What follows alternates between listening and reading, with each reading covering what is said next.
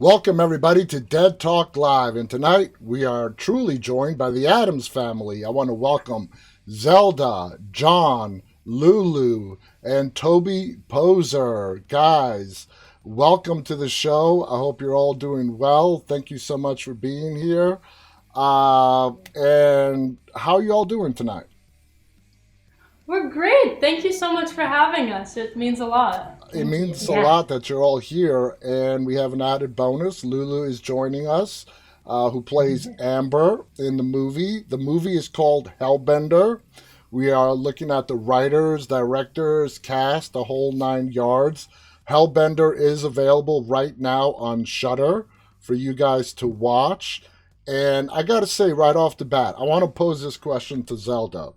The movie has like a ridiculous 98% rating on Rotten Tomatoes. Uh, Speaking for everybody, how does that make you guys feel as a family?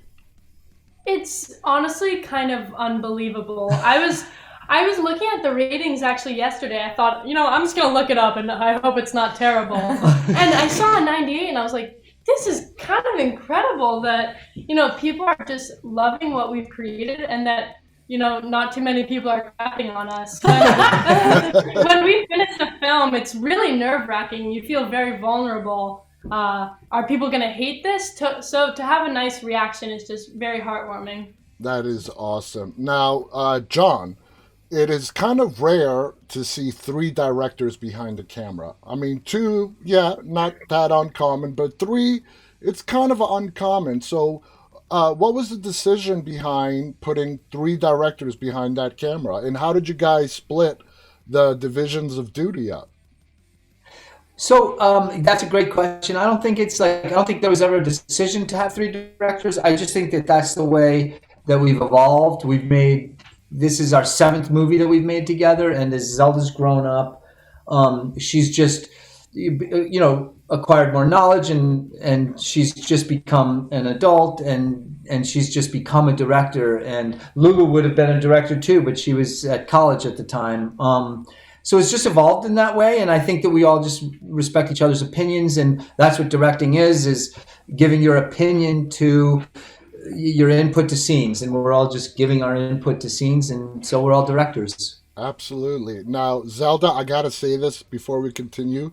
As I was watching this film and I'm watching you on the screen, you have this uncanny resemblance to Anne Hathaway. Okay? I just gotta tell you that.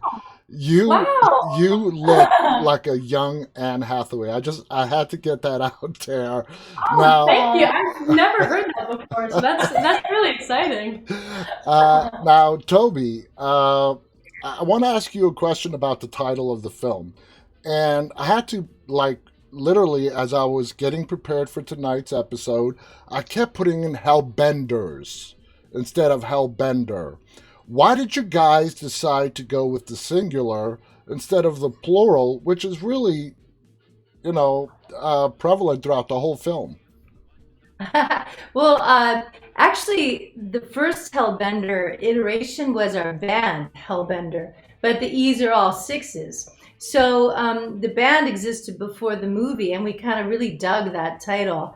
And we thought, and then we started making music videos for Hellbender, the band, and this really witchy theme and dark cinematic flair started coming into play. And we thought, man, we got to explore this further, and let's really discover what this concept of a Hellbender is. So we just went with the band name, but we made it for the movie. Awesome. Lulu, you play Amber, okay? Now, Zelda's character, Izzy, comes across Amber as she's sort of strolling the woods. I mean, sorry, the mountains and the woods. So, your character of Amber, did you have any say in the character and how it was written for you and how you portrayed it on the screen? Yeah, actually, for each of our characters, everybody has a say since we're just so kind of equal and all working together. It's really a lot of feeling each other out and not following a strict script or anything. So, with my character, for example, it was a lot of what do you think this character would actually say? Like thinking about how I related to her, how Zelda related to her, how even my parents related to her. and kind of feeling out like, I don't think she would say that. I think she would curse more. I think she would get more creative, or just kind of like going with it in just getting excited about the character and daydreaming that you were that character. So there was a lot of just changing lines and kind of personality on the dot. Exactly. Now, Toby and Zelda, you guys are the main two in the film. Mother, daughter, you guys are the driving force. Have you done any prior films where it was you guys were the main focus of the entire film? Any one of you could step in. I mean, it's up to you. Yeah. So before Hellbender, we had made 6 other films. And in how many of them did we play mother and daughter? Rumble Strips, Halfway to Zen. Halfway to Zen, and Deeper You Dig. and Deeper You Dig. So 3 movies of ours, we've played mother and daughter.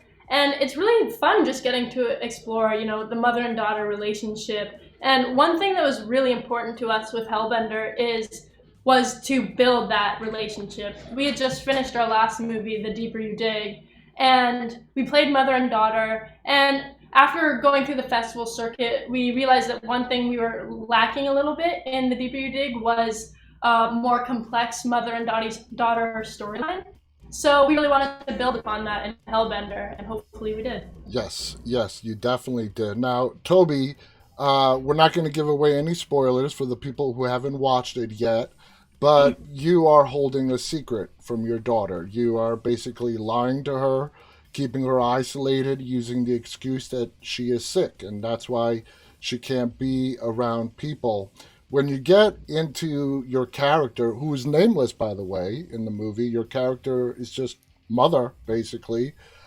When you get into your character's mindset, do you think at any point she realized that the truth is going to come out? It's eventually going to come out, even though I'm keeping her isolated in this mountain away from civilization. I'm going to one day have to face up to this. You think that ever crossed the character's mind? Sure, I think Mother's in denial. But Mother had a mother, so she had to know that things were going to come full circle, literally, eventually. I think she was biding her time as long as she could.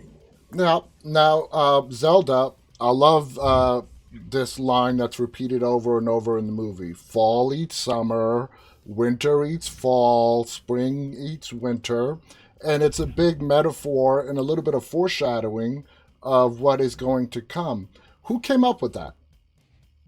That was John that came up with that. And at first he was like, I think that you should say this. And I remember being like, that's silly. I don't know if we should do it. And then it really grew on me because it's such a metaphor for what's going on in the film. Not only are the seasons like actually eating each other within the film, but also, Hellbenders, the mother may, like asexually reproduce, but in the end, a daughter may devour the Hellbender in their lineage. Yeah, and also what was fun about it was that, like, in our society, we think of the world moving forward, the seasons moving forward. But what was fun, hopefully for the audience, is to see that Hellbenders reach backwards to move forwards. And so it's kind of like there's some kind of esoteric kind of philosophy to it. Like, instead of being like when we think of the seasons, we always think, well, summer's coming, summer's, eating spring, or summer comes from spring. But what's fun about a Hellbender, because we want them to be a different type of being, is that they actually devour what comes before them to become what they are. And that's, what the lineage of a Hellbender is. So it's fun for the audience to hear that kind of poem. Yep. Lulu, you and Zelda had a very crucial scene together after the party, the worm eating, and when Zelda came into realization, there's something wrong with me here. That scene in the woods where Zelda sort of starts to choke you. Did you guys rehearse that on how you guys were going to play off each other? How did that all work out? It was all practicing there as we just got as many shots while my neck just grew more and more. It was a lot of very like sisterly, all right, you can choke harder, okay, and a lot of just going for it. Honestly, like it felt a lot like method acting because to kind of after time knowing that she was gonna choke me, I also wanted her to go really into it, and she was totally fine with that. So we just kept doing it more and more intense as we did it. That scene was revenge for all the times that Lulu made me want to eat unwanted things. Like her making me eat the worm is not the only thing she's made me eat before. It was pretty funny. Lulu, by the end of that scene, and that's the take we took, Lulu was pretty pissed. And her neck was red. And, Zelda had this smile on her face. I was like, Zelda, you kind of enjoy. On the ride home, I was like, I think you were kind of enjoying that. She's like, I was. Now, we're going to get back to Lulu in a second, but what I found fascinating in the film, Zelda, is when Izzy finds out the truth after eating the worm and, going to her mom. It's not anger that she really reflects on her mother. It's sort of like, I don't even know the right word to describe it.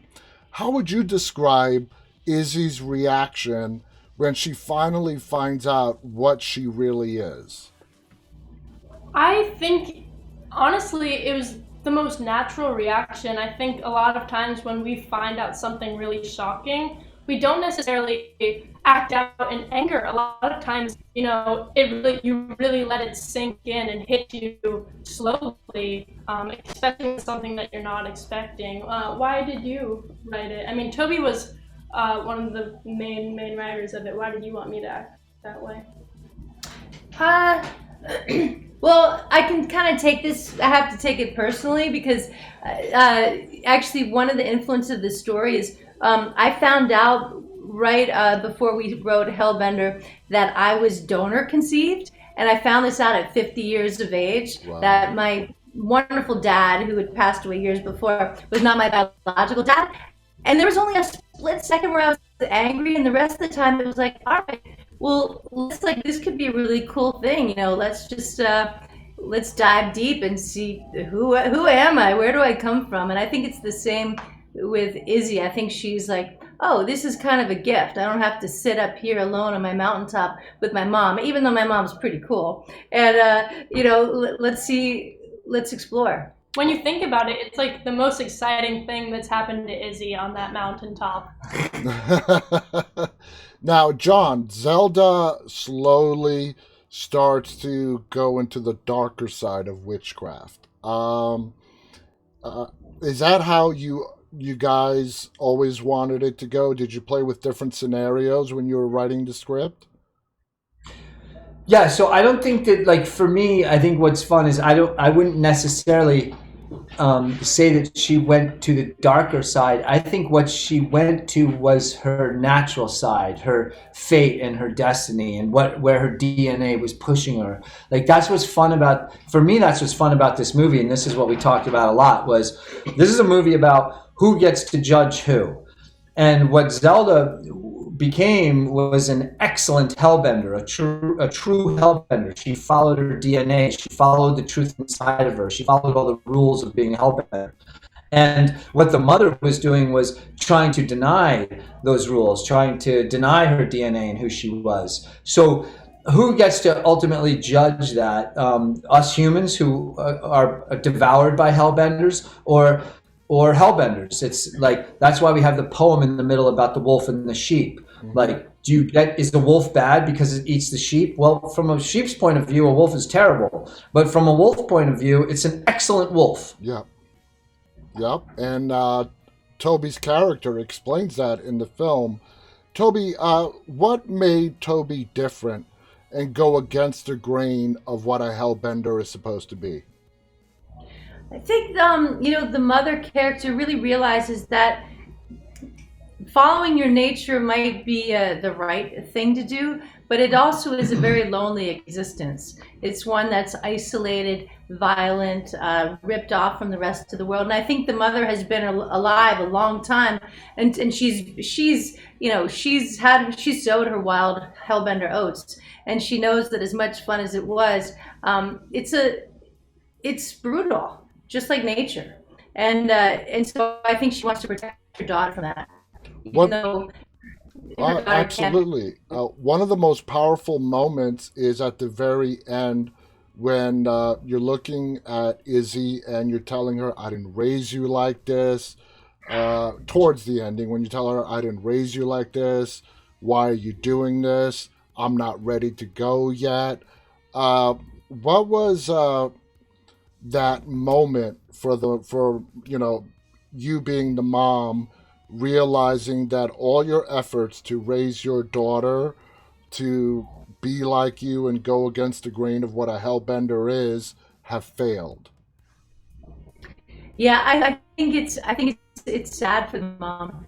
I think the mom really, if there were a sequel, the mom might be proud because the cat's out of the bag at the end. But I think in this film, at the end, I think everything the mother has wanted to protect her daughter from has just, shredded like confetti.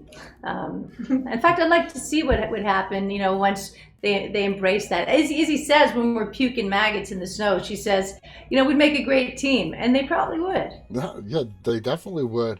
Zelda, what's your take on, your mom's failure on how she was trying to raise you and you just going against that?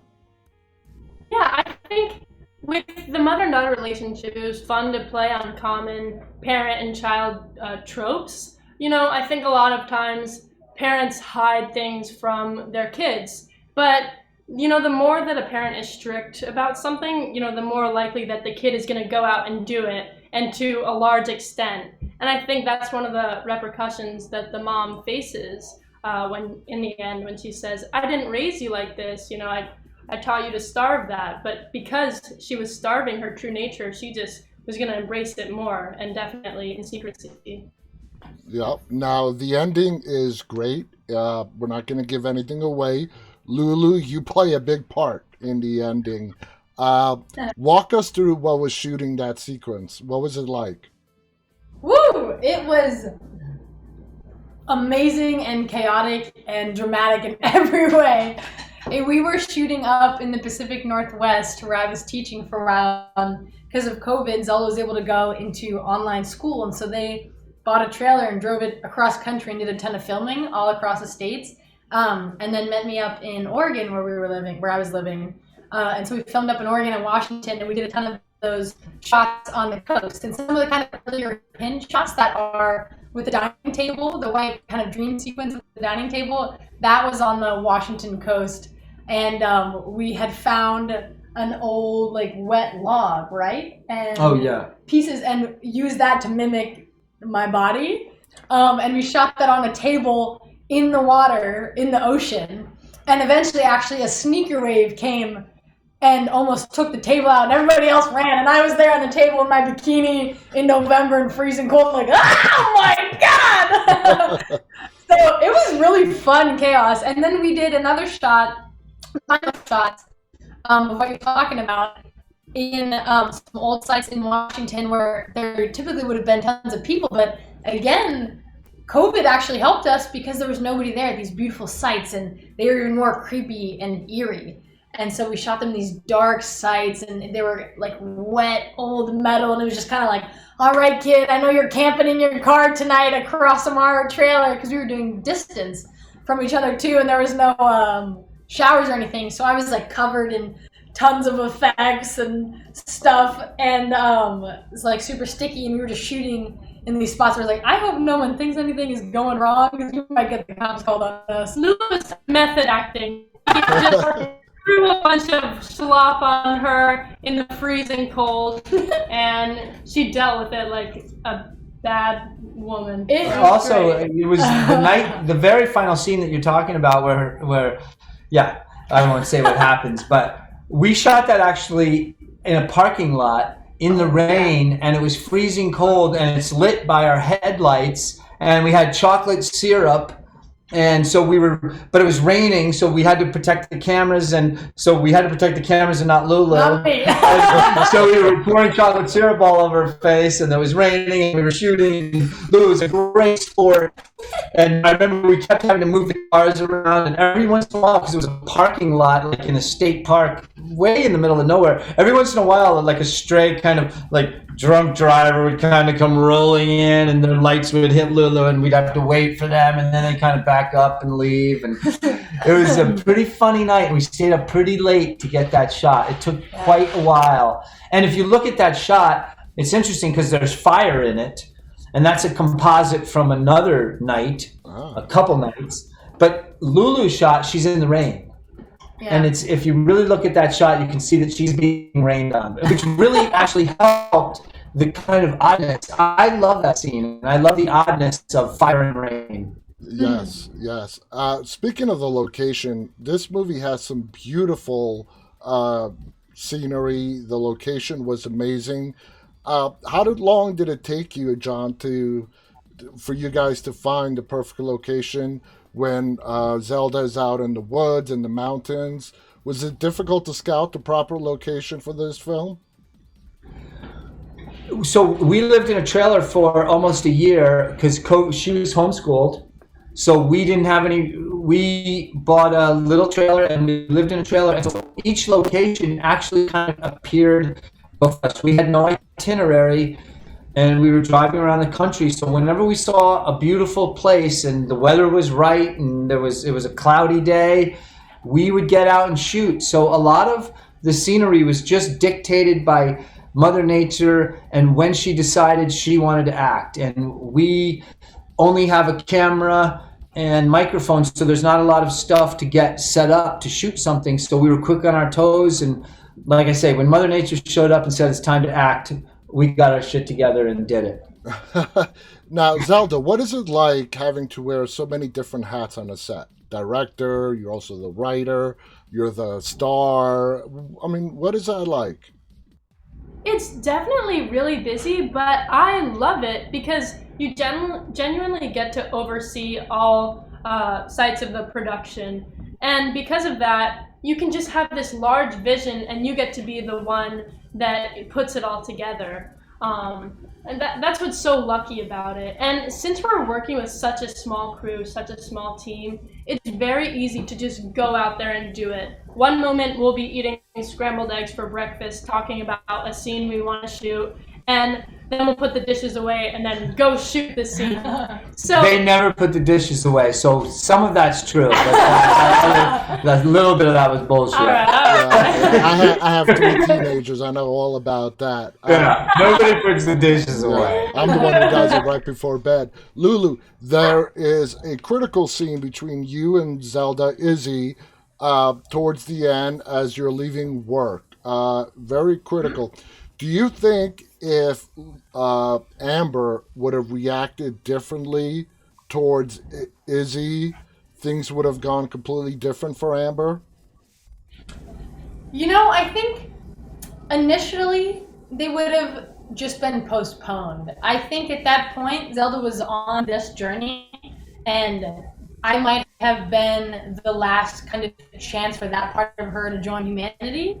But I think that it would have still gone the wrong way. Like, being crazy teenagers, I think something still likely would have happened, and those two humanities, if you could call it that, would clash eventually. Yeah.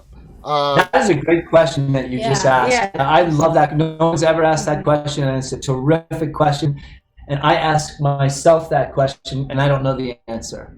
I mean, you got to wonder, is that the tipping point? At that moment, it is the tipping point for Izzy to go over to the dark side.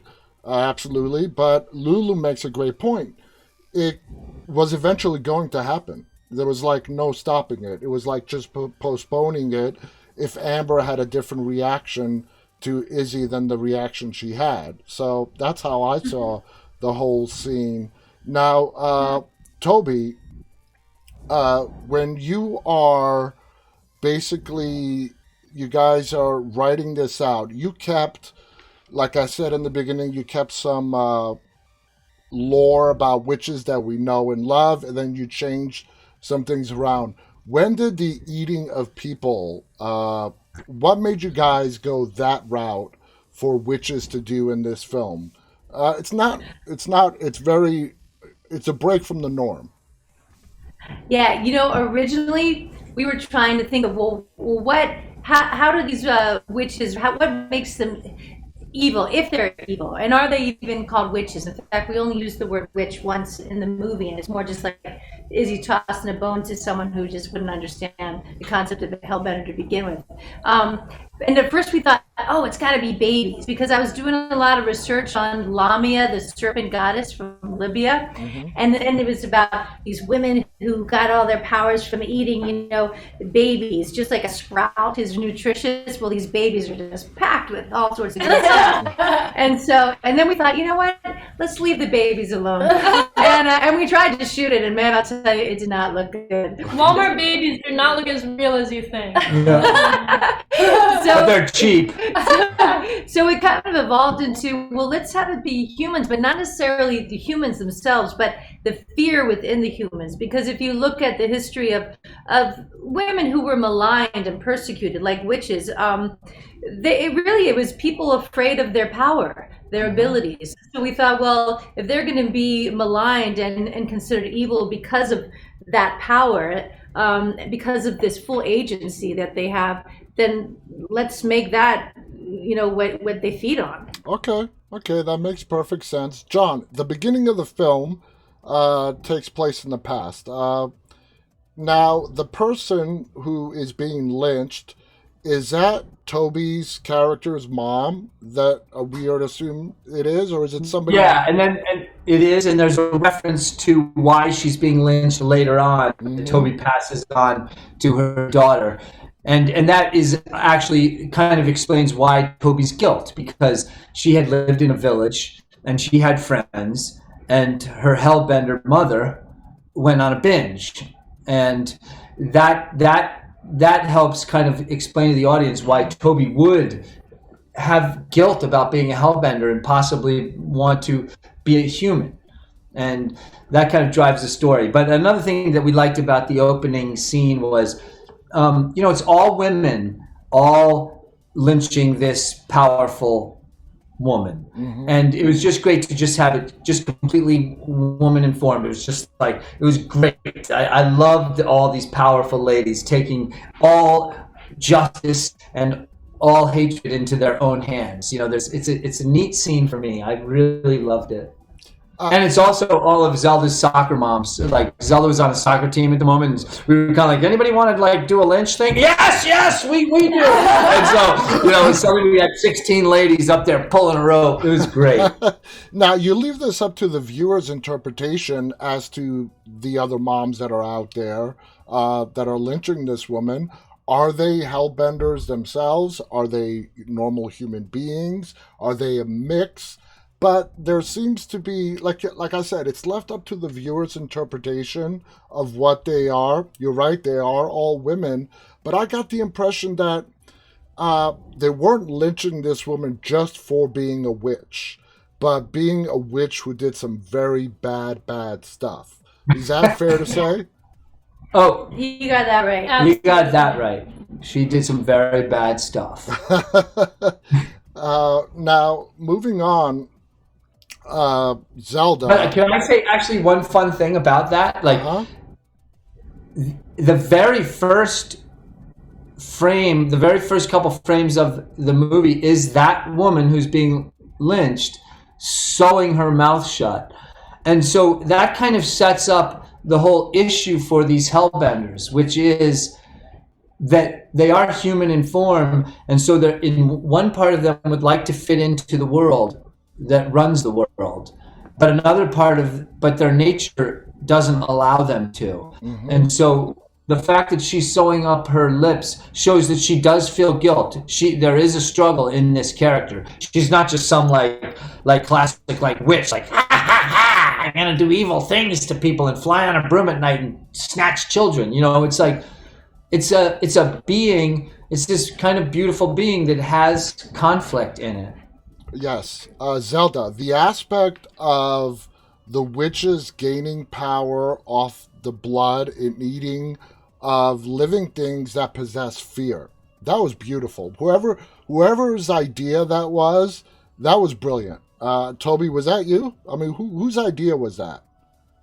Where the blood of fear makes the witch stronger. I think that was John's idea. Oh, I think we shoot. I think we shoot a million. I think we talk so much that it becomes pretty impossible to know whose idea what was. That idea was the result of many conversations. Well, that's great. I mean, I love that aspect.